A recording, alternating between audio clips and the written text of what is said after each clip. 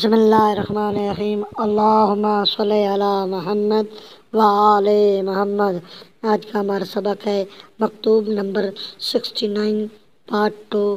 مولا میر کائنات علی ابن ابی طالب علیہ السلام نے فرمایا، یاد رکھو ایمان والوں میں سب سے افضل وہ ہے جو اپنی طرف سے اور اہل و عیال اور مال کی طرف سے خیرات کرے، کیونکہ تم آخر کے لیے جو کچھ بھی بھیج دو گے وہ ذخیرہ بن کر تمہارے لیے محفوظ رہے گا، اور جو پیچھے چھوڑ جاؤ گے اس سے دوسرے فائدہ اٹھائیں گے۔ اور اس آدمی کی صحبت سے بچو جس کی رائے کمزور اور افعال برے ہوں، کیونکہ آدمی کو اس کے ساتھی پر قیاس کیا جاتا ہے۔ بڑے شہروں میں رہائش رکھو کیونکہ وہ مسلمانوں کے لیے اجتماعی مرکز ہوتے ہیں۔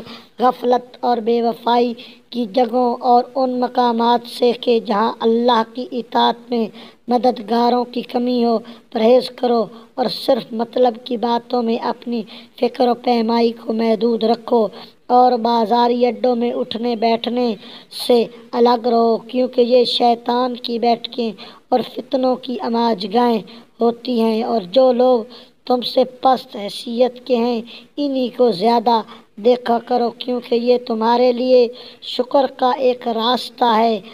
جمعے کے دن نماز میں حاضر ہوئے بغیر سفر نہ کرنا، مگر یہ کہ خدا کی راہ میں جہاد کے لیے جانا ہو یا کوئی معذوری درپیش ہو، اور اپنے تمام کاموں میں اللہ کی اطاعت کرو، کیونکہ اللہ کی اطاعت دوسری چیزوں پر مقدم ہے۔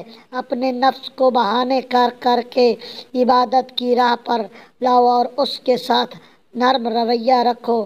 دباؤ سے کام نہ لو جب اور دوسری فکروں سے فارغ البال اور چنچال ہو، اس وقت اس سے عبادت کا کام لو، مگر جو واجب عبادتیں ہیں ان کی بات دوسری ہے، انہیں تو بہرحال ادا کرنا ہے اور وقت پر بجا لانا ہے۔ اور دیکھو ایسا نہ ہو کہ موت تم پر آ پڑے اس حال میں کہ تم اپنے پروردگار سے بھاگے ہوئے دنیا طلبی میں لگے رہو، اور فاسقوں کی صحبت سے بچے رہنا، کیونکہ برائی کی طرف بڑھا کرتی ہے۔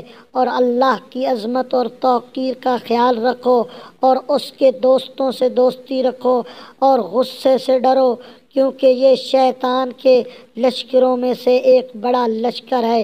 والسلام، اللہم صلی علی محمد وآل محمد۔